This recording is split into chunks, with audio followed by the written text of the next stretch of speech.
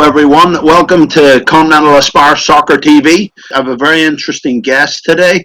I want to introduce everyone to Vince Cooper. Vince actually comes from very much a journalist background, or as I like to say, a writer background. Vince, welcome to the show. Thanks very much. Very good to be in it. Look forward to having a chat. I remember growing up as a kid, and we used to get a thing on a Saturday night. So I'd play usually in the morning, and then I'd come back in the evening. And my dad, we'd always go down to the local newsagents, and it was a thing when he would pick me up, and before you go home for dinner, and it's like the Saturday night. I think it was called the Saturday night kind of soccer magazine, pretty much, and it would always come in that night, and I always looked forward to it every night because I'd do that. And then it would take me quite a while to do because it's quite a big paper, and I'd be looking at everything local, football wise. You know what I mean? Yeah. To then obviously match of the day coming on was like the highlight of when you think about football. But you see people now, because it's so instant. I think that's kind of ruined the whole media, the way I view media. I view it in a very different light now to when I was growing up, because then it was very innate. And it was great because it kind of, but now it's like it doesn't have that same kind of aura. No, yeah, I agree. From a writing perspective, you know, it's not just football. You know, there were at the same time as there was Hugh McIlvanney writing about football. He was also like Hugh McIlvanney would always say his hero was Muhammad Ali. And he was an amazing boxing writer. And there were other amazing boxing writers. And John Arlott writing about cricket, you know, who could sort of, you know, make you actually feel like you'd enjoyed a day at Lord's by reading like 1,500 words of what he'd wrote. You know, just like, right. And that's what great writers do. And I think there are less great writers now than there used to be, and they must be out there somewhere. Right. You know, right. And as I said before, Nick, I think there is still a market for those writers. Right. Right. And I think people, even if it's just you and I, will read them. Absolutely. Very much so. Yeah. Do you think it's better that people learn in a practical environment about real writing and what that is, rather than going to a university where they're going to teach it, creative writing classes, that sort of thing? I'm sure that creative writing classes are fantastic. Personally, I've just been lucky enough. It's one of those things that you try to pass on as well. I've got 35,000 or something followers on Twitter. Wow. And that's a lot. So, yeah. So some of those people send me direct messages and say, I've looked at your website. I'd really like to write for you. Can I write for you? And I say, yeah, sure, no problem. And they say, well, how much do you pay? And I say, well, nothing. You know, right. Because there's I mean, I don't make any money out of the website. Right. I think I get about $10 a month from Google Ads or something like that. But I certainly don't make any money out of it. But if people want a platform for their writing, I'm more than happy to give them that platform. And right. If they're good, you know, I'll even edit their work. You know, and I've done that with a couple of people who have sent me stuff, and I've changed it around a little bit because they don't know there are certain silly, like, journalistic rules, I suppose, for want of a better word. So I'll put a few bits and pieces right and polished it up a little bit and then put it up there, and then they've got something to show other people. Look, suddenly you're a published author. Suddenly you're a published writer. You've got something that's online on a website, and it's not like 100-word rant about like how this player was really bad today or anything like that. It's a generally well-considered football piece. If a a York City fan or a Glentoran fan or a Partick Thistle fan emailed me tomorrow and said, well, you know, what I'd like to do is I'd like to write an article about why I support the club that I support. Right. And my experiences supporting that club. I would love to give a platform to stuff like that. Put that stuff like that on the website. Tell the 35,000 followers that, here, go and have a look at this. It's really good. And then maybe that is a way to build a platform, but it's also a way to, you know, perhaps get some criticism of your work, to iron out the mistakes that you might be making in a practical environment, rather than in a, because, like, you know, journalistic environment or a creative writing environment or whatever is all very well and good, but you need to put yourself in front of an audience at some stage.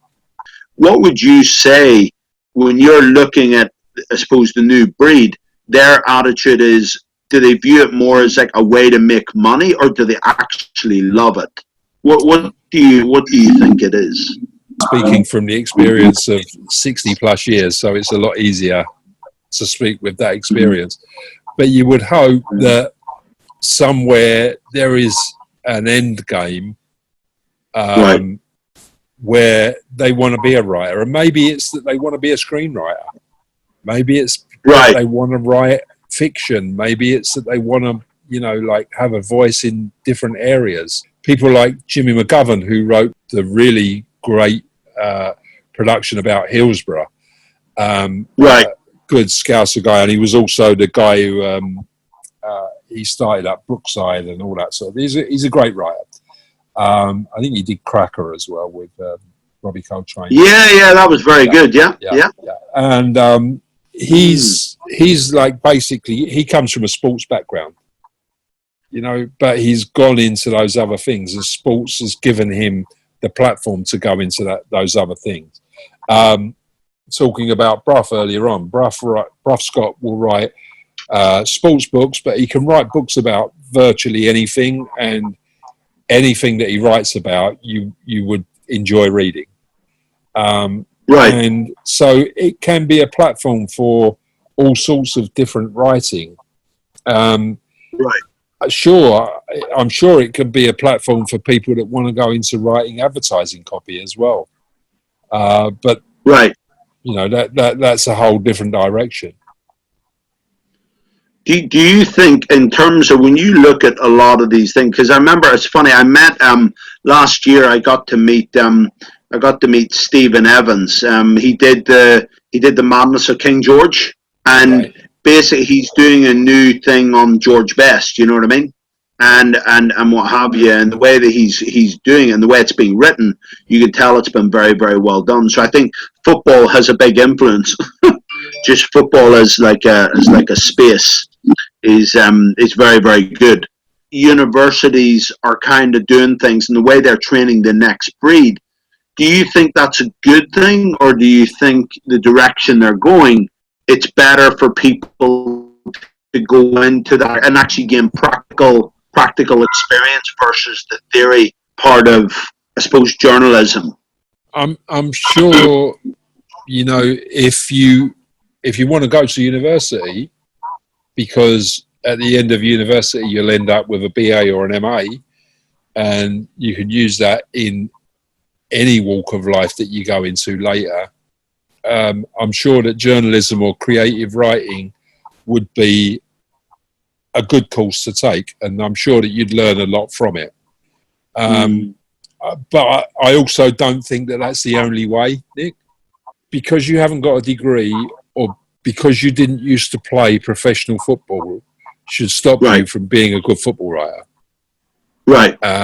You know, I think there's still like room for you to write. I mean, I've been writing a whole series of articles for a podcast that I'm putting out later on this year, which is on the history of the FA Cup. And it's about, there'll be a different episode about every single year. So about 1891, 1905, 1920, 1933, 1986, all the way through. The stories that you can tie into it, both through football and because something else happened at the same time, and you suddenly find yourself, I'm researching this stuff, and I'm suddenly finding myself writing about the during one FA Cup in the 70s, and what happened was, like, on the day of, I think it was the day of the 5th round, was the day that the mission to the moon, where, you know, the one with Houston, we have a problem, Apollo 13. Yeah. That happened on the same day. So then I was writing about that. And, you know, you can tie football history into the world's history. You can tie football history into, you know, like the world wars and the stopping of football because of the world wars, and the, you know, how it came back and all of that sort of thing. I'm curious. So, do you remember that book? There was a book I got. It must have been back. You probably heard of it. And it's by, I think his name's Franklin. I remember that was his name. And he wrote a book, How Football Explains the World. Right. Yeah. And I read it. Have you heard of that one? Yeah. I have heard of it. I haven't actually read it. It's very creative, I thought. Yeah. I mean, there's for football recommendations, apart from this, which I'd recommend to anybody. Yeah, that's a good one, yeah. There's a great book written by a guy who's actually written for me called Simon Cooper, but his Cooper is spelled different to mine. It's Kuper. And it's called Football Against the Enemy. And it's basically about all of the great derbies all around the world. Whether it's Boca Juniors versus River Plate, whether it's Inter versus Milan, whether it's Manchester United versus Manchester City, or Celtic versus Rangers, he went to all of them, like hitchhiked, or because he was like a university student at the time he did all this.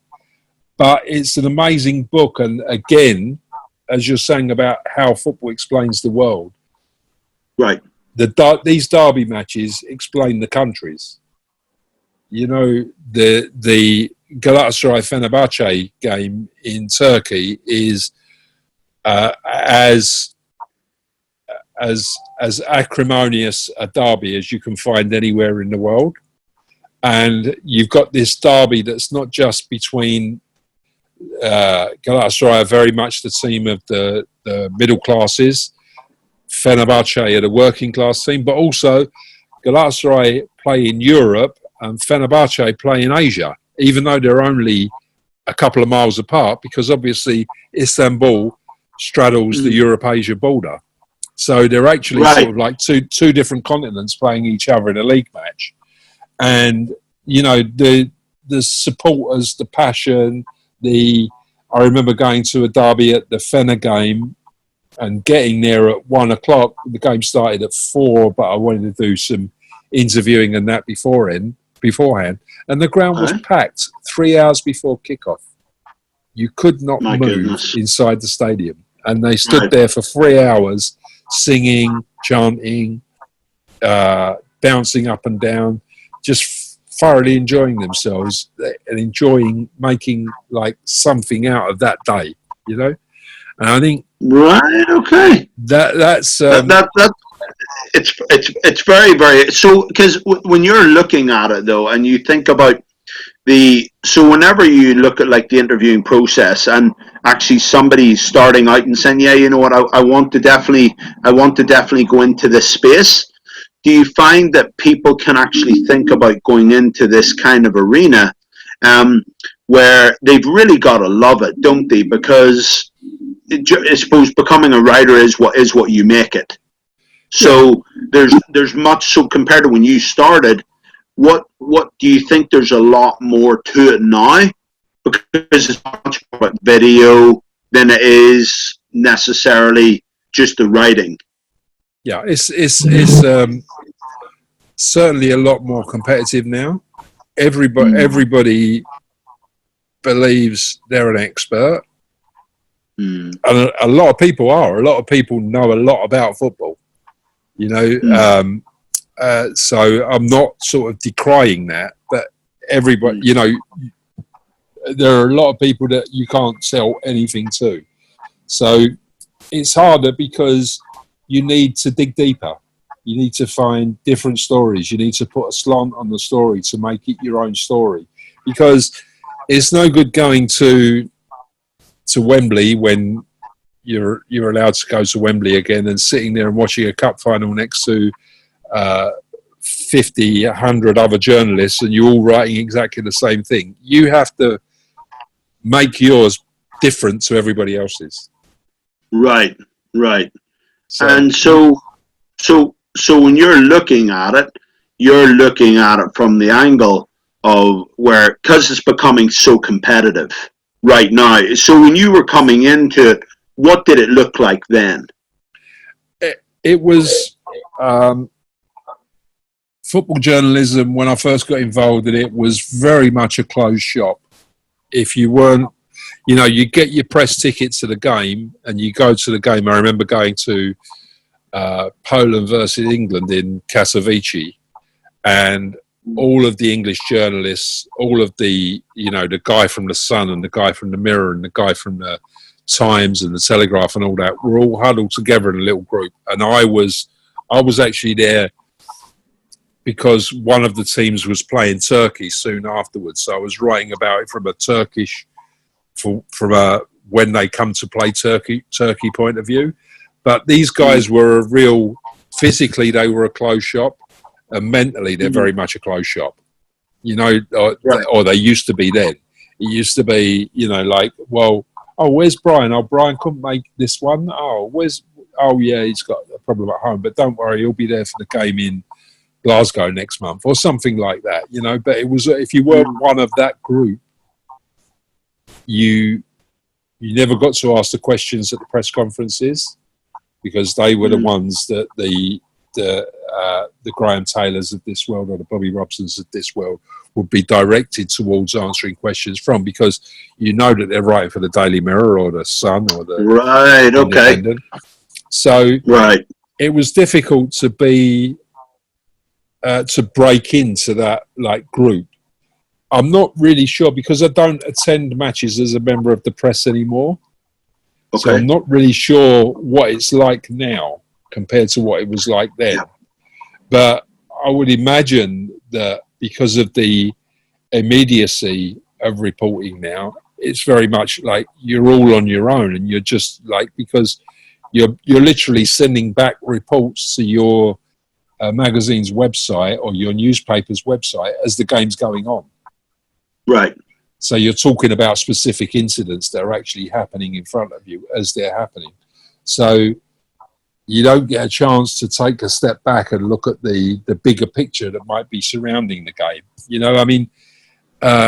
When really sort of a good example, a few weeks ago, West Ham played Chelsea in a Premier League match. So West Ham have got a guy, a very, very, very good player who plays in defensive midfield, has played central defence for England, called Declan Rice. Chelsea have got a very, very good young player called Mason Mount. Declan Rice was originally with Chelsea on the schoolboy team. Declan Rice and Mason Mount are best mates. They're they're together, sort of two 21-year-olds. They go out together, they play video games together, they do all the things that 21-year-olds do. That was a prime possibility to me, for somebody to write about that game as a battle between Declan Rice and Mason Mount. Right. To take a different view on it, look on it differently, look at these two players, see there's a game here, a massive Premier League game with Chelsea going for the Champions League and West Ham trying to avoid relegation. But you've got these two kids who were schoolboy chums and are still best mates, are playing against each other and actually directly opposing each other, because one of them's playing defensive midfield and the other one's playing attacking midfield. So they're actually coming into physical contact during the game. So just things like that would be a refreshing way to look at something, which I think would appeal to a lot of people. Right. And so, if somebody's coming to you saying, "Hey, I think it'd be good to write about this," it's trying to give kids, and I know we've kind of spoken about it, where kids can actually, instead of going the university route, they should really be looking at kind of networking enough to kind Yeah, of break into writing, you know what I mean? And yeah. writing pieces like what you've just said, like as an example. Because I suppose journalists are always viewed in a negative light, aren't they? When people break into that world because they think, oh, I don't trust them, you know what I mean? This Well, yeah. I mean, journalist is bad, and, you there's know, a certain degree of like, well, if you come in here, you're going to take my job. right. So, but as I say, I think that the thing is, you've got to sort of like, you've got to be prepared to give your work away for a certain amount Right, of time. Like, right, don't expect to write something and then ask somebody to pay £200 for it tomorrow, or £1,000 for it right, tomorrow, or any amount for it tomorrow, because that's the quickest way to get your name off of their contact list. right. Okay. So What that you've would be got to one be of the tips doing. you would say to young up and coming journalists. If you're going to go right, you've got to go and you've actually got to go and earn it. You've got to show them that Yep, you really want to be a writer. And do you think that motivates them to give you more than you just going up absolutely. and saying? So Abs- the person you mentioned there that came to you and said, "Listen, I'll do it. How much are you going to pay me?" Do you then, as a thinking like a writer, do you think that person, like, was that an experienced writer or no? no, he just graduated university. Right. So you think he already has the wrong perspective on how to be Absolutely, successful in the industry? absolutely. Right. That's interesting. He So, he'll with that attitude. I'm mm, sure that attitude, if he's got any sense, that attitude will change, because if he carries on with that attitude, he's never going to get anywhere. You've got to okay. start. You've got you've got to prove. Yeah, you Mm, can't wait for like that person to say, "Well, I'll take a chance on you. Here's some money." You've got to prove. You know, get in touch with people and say, "Right, I tell you what. Like, obviously, I'm a Macclesfield Town fan, so I can write great articles about them, or I'm Newcastle United fan, so I can write great articles about them. You tell me what to write about."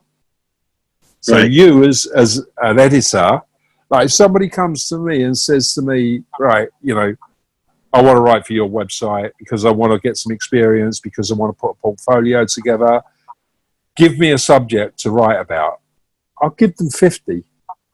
I Right. could give them loads that they can then go and research, and they can, like, because there's so much great stuff that you can research online now. Um, you Mm, can go to the British Newspaper Archive and read the Daily Mirror from 1901 or whatever you want, and read contemporary reports about the players, and not just reports of the matches, but like profiles of the players and all of that sort of thing. And you can look at the ways writing has changed over the years, and you can see, right. like what was called a rambunctious battle in like 1919 would be called like a punch up in 2020. Right. Uh, so Mm, the different styles of writing that you can see through time and all that sort of thing. But I think the bottom line is, Nick, back yourself. right. It's the best way I can say it, is you've got to back yourself. And Right. you're never going to back yourself by asking people to pay you before you've got any proof that you're any good. How long did that take you, Vince? From Um, the moment you're like, I'm gonna go and do it, and I'm already into it. What was that? What was that journey like for you? I was lucky because I had friends that I could badger, like the guy who had the newspaper in Istanbul, the guy who already worked for the Racing Post, it was just a case of me saying, "Look, I can do this. Look, I can do this. Look," but eventually, yeah, I did stuff for them for nothing to prove that I could Right. do it.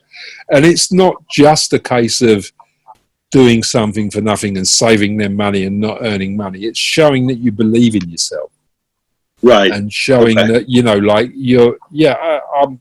I'm good enough. Yeah, like yeah, I'll write a piece for you for nothing. I'll write another piece for you for nothing. I'll write another piece for you for nothing. You know, and Okay. just sort of like, I think the more confidence that you've got in yourself, that, you know, and even if, you know, if a journalism graduate with the highest honours came to me tomorrow and said, right, I want to write for you, I'd still expect them to do it for nothing. You've still got to earn your stripes. Because I know millennials, they get a really bad rap, don't they? They're seen as entitled, they're seen as lazy, everything's just been handed to them. Which in a lot of ways I don't think they're all like that. No. But I can definitely tell you, when I come across people, and in terms of if they have a demand, and it's like not, and it's like it's about them literally coming and showing themselves. I think that convinces me about people, because then I can see, okay, he wants to give, he wants to show me, he's not just demanding of me. It tells me he has the right mentality to become a great writer.